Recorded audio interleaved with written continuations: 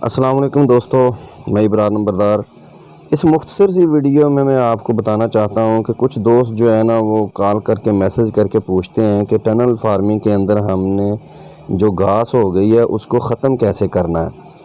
तो ये मैं मुख्तसर सी वीडियो में ये बताना चाह रहा हूं कि आपने टनल के अंदर जो घास हो जाती है उसको ख़त्म करने का तरीका क्या है। सबसे बेहतरीन तरीका ये जो आप वीडियो में देख रहे हैं, हमने शापर जो है ना उसको नीचे उतार दिया है और ये हाथ की मदद से इसकी गोडी कर रहे हैं और ये बहुत ही आसानी के साथ घास जो है ना उखाड़ी जा रही है।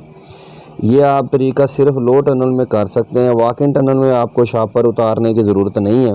वॉक-इन टनल के अंदर तो आप वैसे ही चल फिर सकते हैं। तो ये लो टनल है, ये हमने माड़ू कद्दू लगा रखे थे, उसके अंदर जो घास हो गई है ना उसकी हम ये गोडी कर रहे हैं। ये देखें कि हाथ की मदद से बड़े आराम के साथ जो है ना ये घास उखाड़ी जा रही है। तो आप ये देख रहे हैं कि हमने पूरे एकड़ का शापर जो है ना नीचे उतार दिया है। ये हमने अपनी लेबर के हिसाब से उतारा है। आप अपनी लेबर के हिसाब से उतारें कि आपके पास लेबर कितनी है। तो हमारे पास लेबर काफ़ी थी, जिसकी वजह से हमने सारा शापर जो उतार दिया है।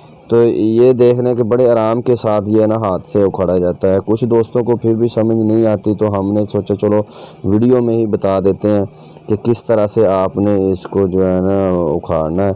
तो एक और भी फ़ायदा हो जाएगा, अगर आप किसी औज़ार की मदद से इसको गोडी करते हैं ना तो उसकी जड़ जो है ना वो बाहर नहीं निकलती, जिसकी वजह से वो दोबारा जल्दी उगाता है।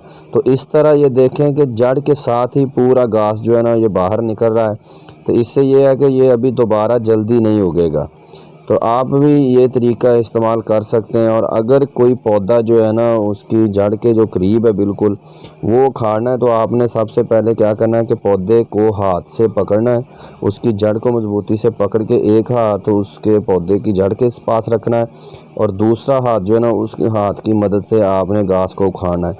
और अगर पौधा फिर भी हल्का फुल्का डैमेज हो जाए तो आपने मिट्टी लगा के उसको कवर करना है। जब पानी लगाएंगे फिर वो पौधा जो है ना और मज़बूत हो जाएगा।